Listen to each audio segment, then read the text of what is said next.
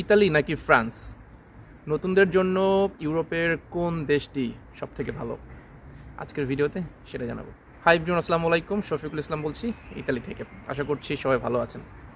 অনেকেই এই ধরনের প্রশ্ন করে থাকেন আমাকে যে ইউরোপের যে দেশগুলো রয়েছে উন্নত, ইউরোপের ম্যাক্সিমাম দেশই উন্নত, তার মধ্যে যে উন্নত দেশগুলো রয়েছে comparatively Italy, Germany, France, Sweden, তারপর স্পেন, এই দেশগুলোর মধ্যে আসলে কোন দেশটা নতুনদের জন্য ভালো হবে নতুন অবস্থায়, বা যারা নতুন আসতে চান তাদের জন্য আর কি।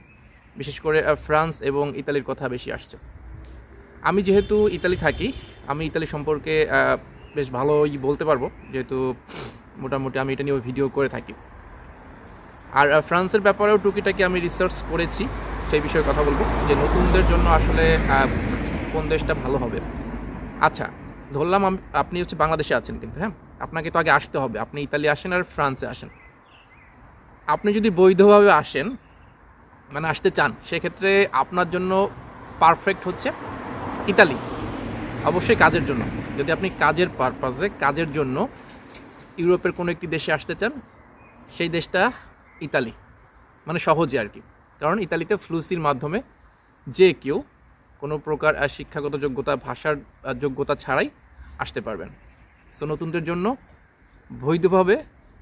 বৈধভাবে আসার সবথেকে সহজ যে দেশটি, মানে সহজ উপায়ে যে দেশটিতে আসতে পারবেন, সেটি হচ্ছে ইতালি। আর ফ্রান্সে আসতে গেলে বৈধভাবে কাজের ভিসায়, সেক্ষেত্রে অনেক টাফ, ওয়ার্ক পারমিট পাওয়াও টাফ, এবং আপনাকে ফ্রান্সের যে ভাষা আছে সেটারও সম্ভবত আপনার কোর্স করতে হয়, সেটারও সার্টিফিকেট লাগে, আরও হয়তো কাজেরও দক্ষতার সার্টিফিকেট লাগে, বেশ কিছু রিকোয়ারমেন্ট কিন্তু থাকে। কম্পারেটিভলি ইতালিতে আসা বৈধভাবে সহজ। কাজের ব্যাপারে যদি বলি, ফ্রান্সে আপনার রেস্টুরেন্ট রিলেটেড কাজ অনেক বেশি, যদিও ইতালিতেও বেশি, বাট ইতালিতে রেস্টুরেন্ট রিলেটেড কাজের পাশাপাশি অন্যান্য অনেক সেক্টরের কাজের সুবিধা রয়েছে যদি আপনি স্কিল্ড হন। সেম আসলে ফ্রান্সেও একই রকম, তবে ফ্রান্সে আমি যতটুকু শুনেছি রেস্টুরেন্টের কাজ অনেক বেশি আর কি অন্যান্য সেক্টরের তুলনায়। আর আপনি যদি ইতালিতে আসেন, আপনি যদি ভাষা জানেন এবং আপনি যদি কোনো একটা কাজে দক্ষ হন, সেক্ষেত্রে কিন্তু আপনি এখানে সহজেই কাজ পেয়ে যাবেন, যদিও আপনাকে ডকুমেন্টস থাকতে হবে আর কি। যদি আপনার ডকুমেন্টস না থাকে, তাহলে কিন্তু আপনি ফ্রান্সে থাকেন আর ইতালিতে থাকেন, কোথাও কাজ পাবেন না। আমার অবৈধ অবস্থায় কিন্তু আসলে ইউরোপের কোনো দেশে কাজ পাওয়া একটু কঠিন। এখন ধরেন আপনি অবৈধভাবে আসতে চান, অবৈধভাবে যদি আসতে চান, সেক্ষেত্রেও কিন্তু আপনি অনেকেই যেটা করে, আগে ইতালিতে আসে, তারপর হচ্ছে ফ্রান্সে যায়।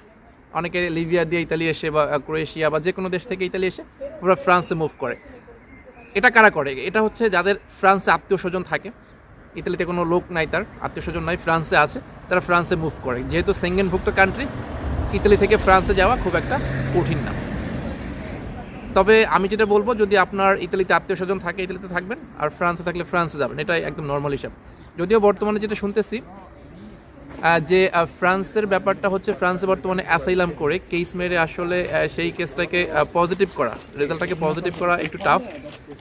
বেশ কিছু সমস্যা চলতেছে ফ্রান্সে, যদিও ইউরোপের যে অভিবাসন নীতি, সেইগুলোই পুরোপুরি আর চেঞ্জ হয়ে গেছে। এখন শুধু ফ্রান্সে না, ইতালি, জার্মানি, বিভিন্ন দেশ, ইউরোপের যে দেশগুলো আছে সেনগেনভুক্ত, বা ইউরোপের যে দেশগুলো আছে, সব দেশেরই এই অভিবাসন নীতির পরিবর্তন আনা হয়েছে। এখন আগের যে সিস্টেম ছিল, অ্যাসাইলাম মারলেই মোটামুটিভাবে 2-3 বছরের মধ্যে আপনার ডকুমেন্ট পেয়ে যেতেন, বাট এখন ব্যাপারটা একটু কঠিন হবে, কারণ এখন আপনাকে অনেক বেশি কঠিন অবস্থার মধ্য দিয়ে যেতে হবে।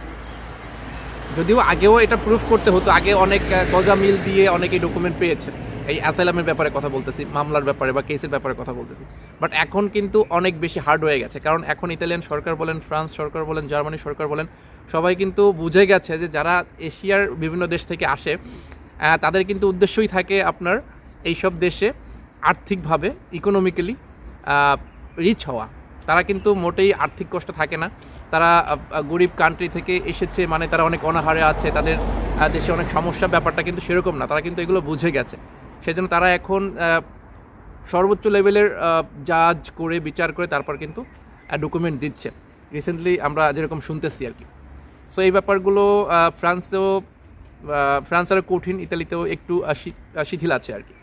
সো এদিক বিবেচনা করলেও আপনার ইতালিতে আসা আমার মনে হয় পারফেক্ট হবে। আর আমি যেহেতু ইতালি থাকি, মোটামুটি আমার যেটা মনে হয় ইতালিতে আসার আগে যদি আপনি ইতালিয়ান ভাষাটা শিখে আসতে পারেন, জাস্ট টুকিটাকি চলার মতো শিখে আসতে পারেন, তারপর কোনো একটা কাজ শিখে আসতে পারেন, কাজের মধ্যে রয়েছে শেফের কাজ রয়েছে, তারপর যে কোনো টেকনিক্যাল সাইডে কাজ শিখে আসতে পারেন, এবং যদি ভালো একটা মাধ্যমে আসতে পারেন যাতে ডকুমেন্টসটা খুব তাড়াতাড়ি হয়ে যায়, তাহলে দেখবেন যে আপনি এখানে লাইফটা সেট করতে আপনার খুব একটা বেগ পেতে হবে না। খুব তাড়াতাড়ি কিন্তু আপনি আপনার লাইফটা সেট করতে পারবেন এবং ভালো একটা পর্যায়ে যেতে পারবেন।